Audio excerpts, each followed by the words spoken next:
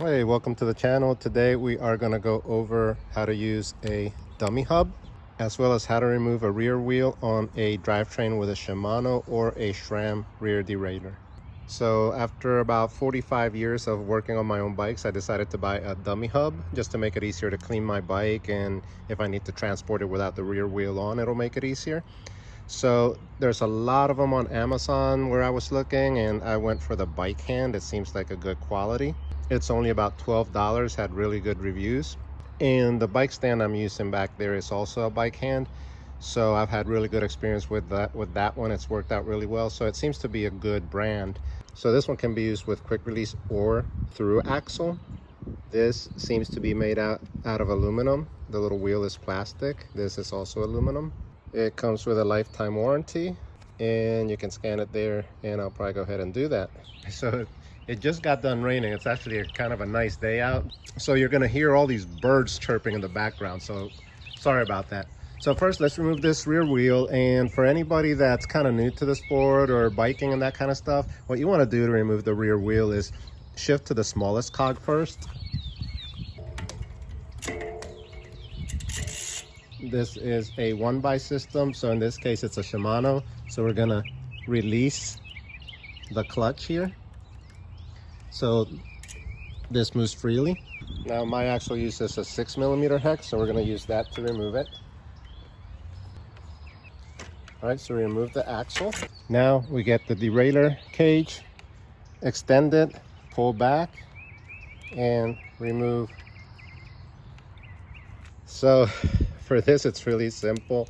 You actually have to remove the dummy wheel. And now, if you have a through axle, they should sell just the dummy wheel, because this is all we're going to use. So now we take our wheel, going to place it on our chain, kind of the same thing.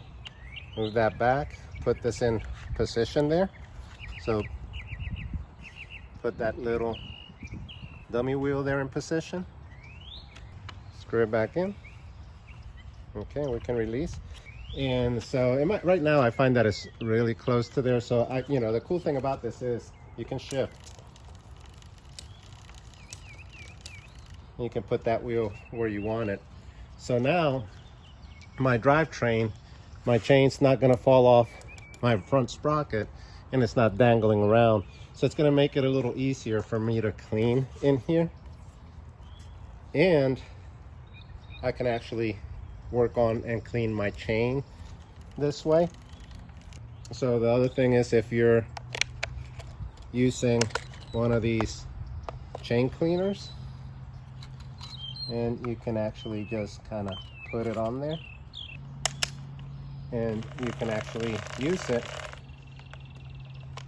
while you're cleaning your bike with the wheel off. And to transport your bike, of course, this is very useful, because then your chain's not flapping around. So to remove it, you're just going to do the reverse steps. All right. So hold the wheel, take the axle off,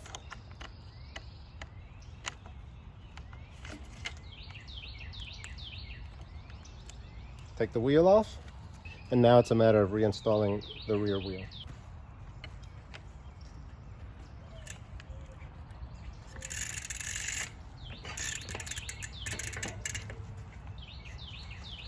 And for this bike, we're going to torque it at 10 Newton meters.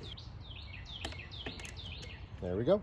All right, so now we have a quick release bicycle here with a Sram GX, in this case, derailleur. So we're going to show how to remove the rear wheel using the Sram derailleur. So again, we're going to shift to the smallest cog. Now in this case, the derailleur actually doesn't have a release like the other one for the clutch. So you move your cage forward, and there is a little button here that has a lock. You push it in, and it locks your derailleur in place with the cage extended. So now we're going to undo the quick release on the non-drive side, loosen this up a little bit, same thing, back, up, and out. So once you have it assembled, it'll look like this. Then it's a matter of grabbing the chain, pulling it up, hooking the frame, and tightening.